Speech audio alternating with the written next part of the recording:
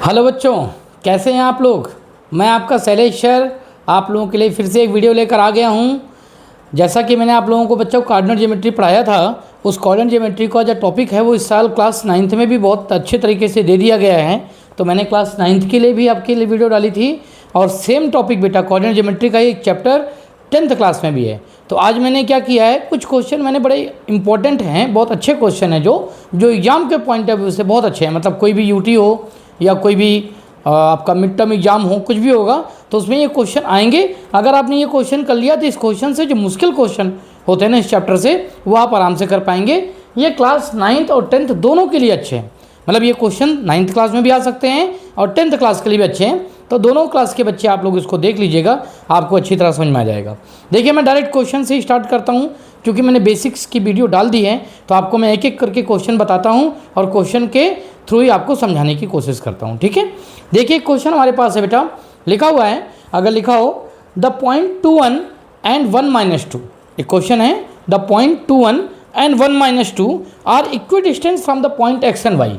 मतलब क्वेश्चन कह रहा है कि एक हमारा पॉइंट है एक्स वाई, सपोज दैट वो हमारा पी है, ये इक्वी डिस्टेंस है किससे किससे बेटा, एक हमारा पॉइंट ए है और एक हमारा पॉइंट बी है।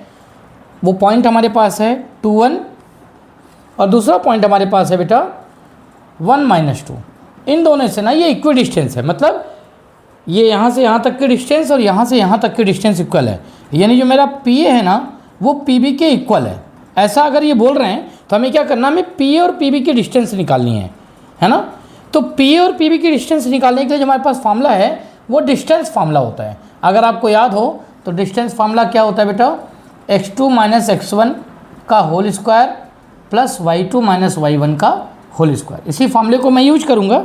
यहाँ पे देखता हूँ मैं करके, ये x2 - x1, अगर मैं इसको x1 और इसको x2 मान लूँ तो 2 - x, पहले मैं लिखूँ रूट में, ध्यान से देखिएगा, 2 - x इसका whole square plus y2 - y1 यानी कि 1 - y इसका whole square is equal to, ये तो मैंने पी ए लिखा बेटा, पी बी की जगह पे मैं लिखूँगा 1 - x का होल स्क्वायर प्लस -2 - y का होल स्क्वायर।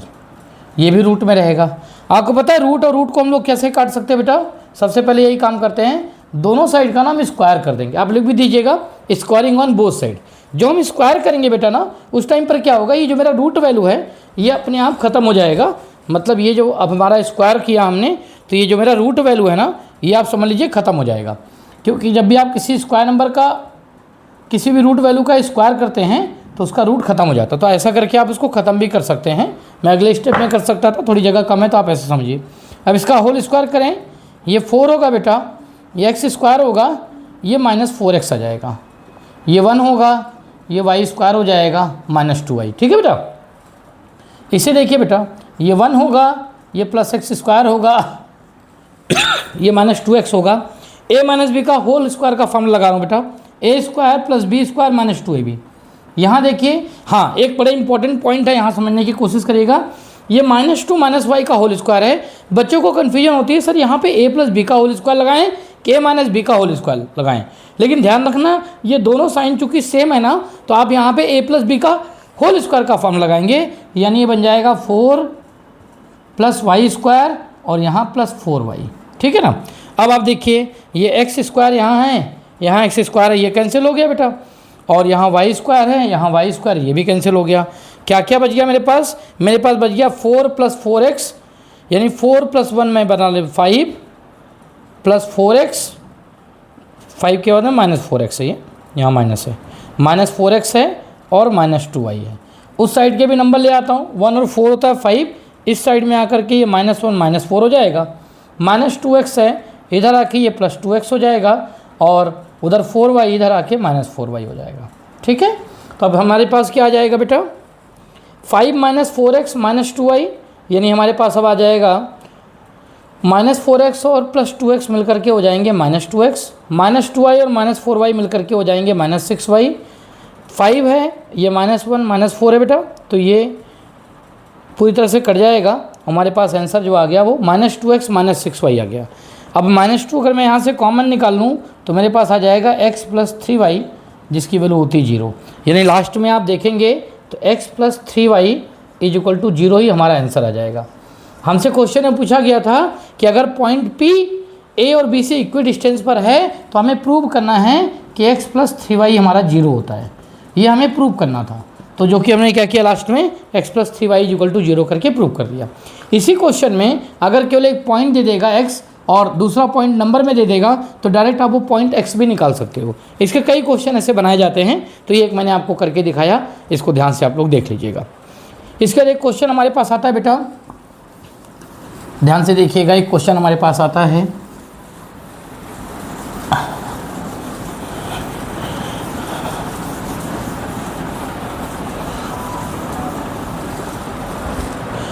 कि find the length of the median from point be on AC when A = this. मतलब इसके क्वेश्चन को मैं लिखूं आपके लिए, ध्यान से देखिएगा कि एक हमारे पास ट्राइंगल है, सपोज दैट ये हमारा ट्राइंगल है बेटा, ABC है, ठीक है। Find the length of the median from point B on AC। अगर B से हम लोग क्या करेंगे, AC पर एक मीडियन बनाते हैं। मीडियन का काम होता है बेटा वो जिस लाइन पे पड़ता है, जिस लाइन पे फॉल करेगा उसको 2 इक्वल हाफ में डिवाइड कर देगा। मतलब ये AP हमारा ना बेटा PC के इक्वल हो जाएगा, AP = PC हो जाएगा। इसका ध्यान रखिएगा। तो हमें बोला है लेंथ ऑफ द मीडियन, मतलब हमें BP बताना है, BP we have to find out, okay. अच्छा, तो और हमें दिया क्या क्या यहाँ पे, हमें दे दिया है A जो कि -1 है, फिर हमको दिया हुआ है बेटा B जो कि 1 - 1 है, फिर हमको दिया बेटा C जो कि 5 1 है, ओके। अब ध्यान से देखिएगा बेटा, ABC 3 पॉइंट दे दिए गए हैं, बोला जा रहा है लेंथ ऑफ मीडियन निकालिए। मीडियन हमारा ये होता है, मीडियन जो होता है जिस भी लाइन पे पड़ता है या कह सकते हैं जिस भी बेस पे पड़ता है उसको 2 इक्वल हाफ में डिवाइड कर सकता है। It means that P is the mid point, P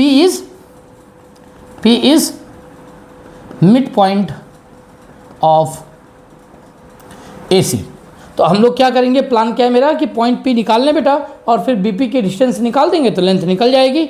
BP के डिस्टेंस हम डिस्टेंस फॉर्मूले से निकालेंगे। अब चलो पहले ये करते हैं कि पॉइंट P कैसे निकलेगा। पॉइंट P निकालने के लिए आप मिड पॉइंट का फॉर्मूला लगाइएगा।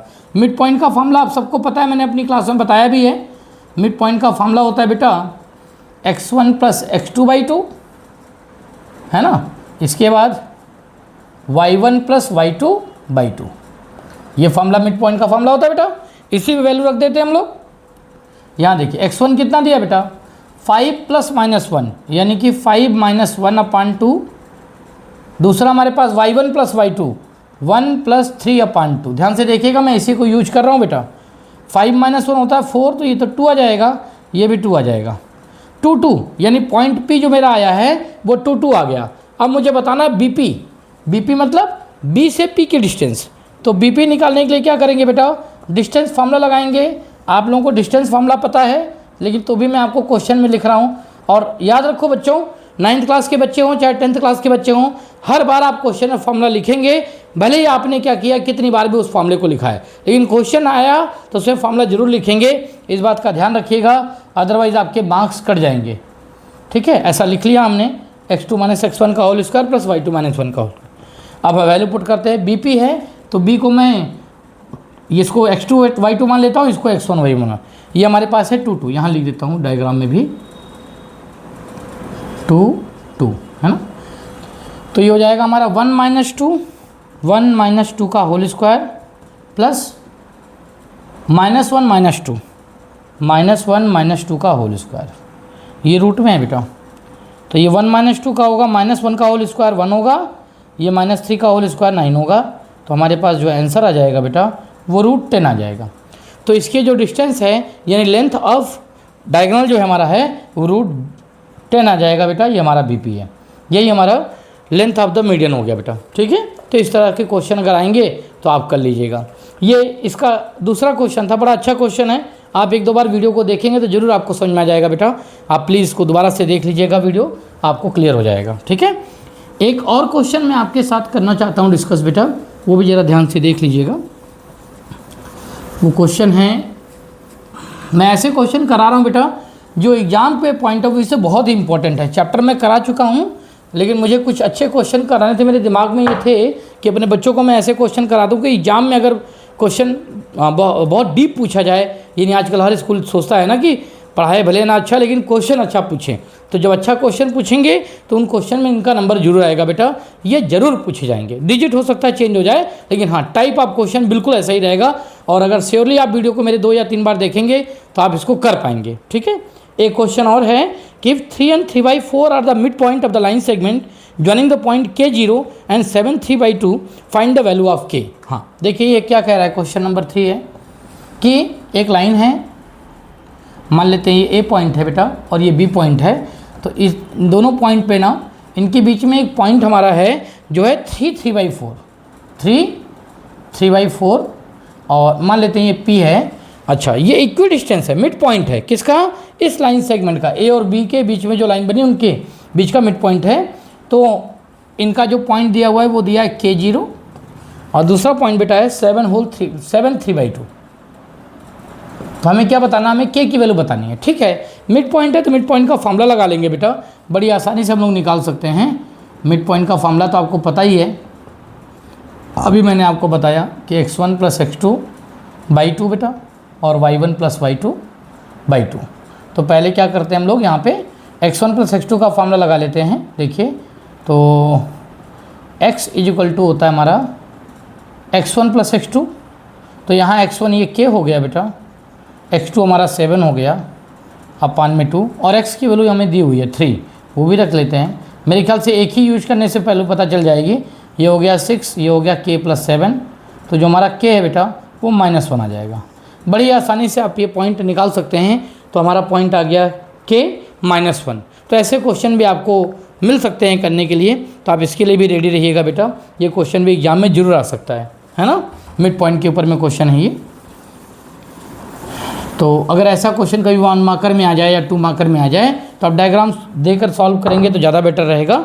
आप ऐसे ही इसको देख लीजिएगा। एक और क्वेश्चन है मैं आपको कराना चाहता हूँ बेटा इसमें कि कोई हमारे पास पॉइंट है, जैसे सपोज दैट एक हमारा पैरेललोग्राम है, ये 10th क्लास के NCERT की बुक में भी ऐसा क्वेश्चन एक है। A दिया है बेटा, B दिया है, C दिया है, D दिया है और बोला जा रहा है कि इसके जो पॉइंट्स हैं वो है 6 1, ठीक है। और एक पॉइंट और है 8 2, एक पॉइंट और हमारे पास है 9 4 और हमारे पास एक पॉइंट है P3। So these are the point of a parallelogram. ये पैरेललोग्राम है बेटा, ऐसा बोला जा रहा है कि क्या है, पैरेललोग्राम है। सो A B C and D are the points of a parallelogram and the coordinate of the points are given. We have to find out the value of P from this. तो इसके लिए क्या करेंगे, इसमें कई बार 2 variable भी पूछता है। कॉन्सेप्ट एक जैसा ही मैं बता देता हूँ कैसे करेंगे। पैरेललोग्राम की ना आपको प्रॉपर्टीज़ यूज़ करनी बेटा। पैरेललोग्राम की एक तो प्रॉपर्टी ये होती है कि अपोजिट साइड जो होते हैं बेटा वो इक्वल होते हैं, और एक होता है कि इनके जो अपोजिट साइड्स इक्वल होते हैं, चाहे इनको इनके इक्वल कर लो, इसको इसके इक्वल कर लो, एक ही बात है। और जो सबसे इम्पॉर्टेंट प्रॉपर्टी है जो हम यूज करेंगे वो यूज करेंगे कि इनके जो डायगोनल्स होते हैं ना बेटा वो एक दूसरे को बाइसेक्ट करते हैं। तो ये मान लो हमारा पॉइंट O है, तो ये पॉइंट O क्या करेगा बेटा, BD को ही बाइसेक्ट करेगा और पॉइंट O AC को ही बाइसेक्ट करेगा। तो पहले हम लोग क्या करेंगे इस क्वेश्चन के लिए, पहले हम लोग पॉइंट O निकाल लेते हैं। पॉइंट O निकालेंगे किसके लिए, AC के लिए, पॉइंट O AC के लिए। तो क्या हो जाएगा हमारा, डायरेक्ट कर देता हूँ मैं, 6 + 9/2 और 1 + 4/2, मिड पॉइंट का ही फॉर्मूला लगा रहा हूँ मैं। 6 + 9 होता है बेटा 15, 15/2 और ये 5/2। ये जो पॉइंट O निकला है बेटा ये AC के लिए है, लेकिन यही पॉइंट O BD का भी पॉइंट O है ना। पॉइंट O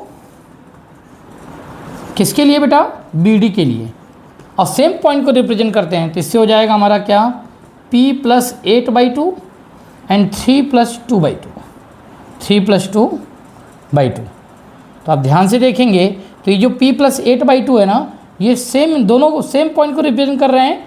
तो P + 8/2 जो मेरा है बेटा ये हो जाएगा 15/2 के बराबर, इक्वल हो जाएगा। 2 से 2 काट दीजिए तो P मेरे पास आ जाएगा बेटा यहाँ पे 7, 8 उधर जाके ना ये 7 दे देगा। तो डायरेक्टली हम लोग ऐसे यूज कर सकते हैं। P हमारा कितना आ गया बेटा, 7 आ गया। तो इस तरह से ये क्वेश्चन सॉल्व हो जाएगा। अगर इसमें 2 वेरिएबल होता ना तो भी ये क्वेश्चन सॉल्व हो जाता बड़े आसानी से। कई बार वो बोलते हैं कि हाँ जैसे P3 है यहाँ पे बोल देगा कि वो 9 और R है, तो आपको P और R दोनों की वैल्यू बतानी है। सेम फॉर्मूला आप लगाएंगे कि पॉइंट O निकाल देंगे इससे और फिर पॉइंट O निकाल देंगे BD से, और दोनों सेम पॉइंट को रिप्रेजेंट करते हैं। ये आप लिख दीजिएगा। हाँ, इसमें जो चीज़ें लिखी जाएंगी वो जरूर लिखी जाएंगी, क्या कि diagonals of parallelogram bisect each other. एक तो ये रूल आप लिख दीजिएगा बेटा ज़रूर से, ताकि टीचर को पता चल जाए। और दूसरा मिड पॉइंट का फार्मूला लिख दीजिएगा। मिड पॉइंट का फार्मूला जो भी आपको मैंने बताया अभी, मिड पॉइंट का फार्मूला होता है x1 + x2/2 और y1 + y2/2। आप क्वेश्चन में ज़रूर ये लिख दीजिएगा, चाहे कहीं भी लिख दीजिए किनारे में कि हाँ ये फार्मूला मैंने यूज किया है। तो इस तरह से ये क्वेश्चन भी आप सॉल्व कर सकते हैं। तो मैंने आपको जो क्वेश्चन बताए बेटा, ये क्लास 9th के बच्चों के लिए और क्लास 10th के बच्चों, दोनों क्लास के बच्चों के लिए बहुत अच्छे क्वेश्चंस हैं। अगर ये क्वेश्चन आप लगाएंगे तो कंफर्म है बेटा कि कोऑर्डिनेट ज्योमेट्री से अगर कोई क्वेश्चन बनाना होगा तो इसी टाइप का वो क्वेश्चन बनाएंगे। मैंने अभी ये जो जितने भी क्वेश्चन आपको कराए हैं वो नियरली जो क्वेश्चंस है वो डिस्टेंस फार्मूले के बेसिस पर हैं। कुछ मैं रेशियो वाले क्वेश्चन भी आपको जरूर कराऊंगा नेक्स्ट वीडियो में। तब तक आप इस वीडियो को 2 या 3 बार देखिए। आपको पसंद आ रही हो बेटा वीडियो तो लाइक और सब्सक्राइब भी कर दीजिए। थोड़ी तबीयत मेरी ठीक नहीं थी, बीच में वीडियो बनाना मैंने थोड़ा 2-4 दिन के लिए बंद किया हुआ था। अभी मैं ठीक हूँ पहले से, तो आप लोगों के लिए फिर से वीडियो बनाना स्टार्ट कर दिया। तो बच्चों थोड़ा लाइक और सब्सक्राइब करिए और वीडियो को 2-3 बार देखिए, आपको फ़ायदा मिलेगा। ठीक है, बाय बच्चों।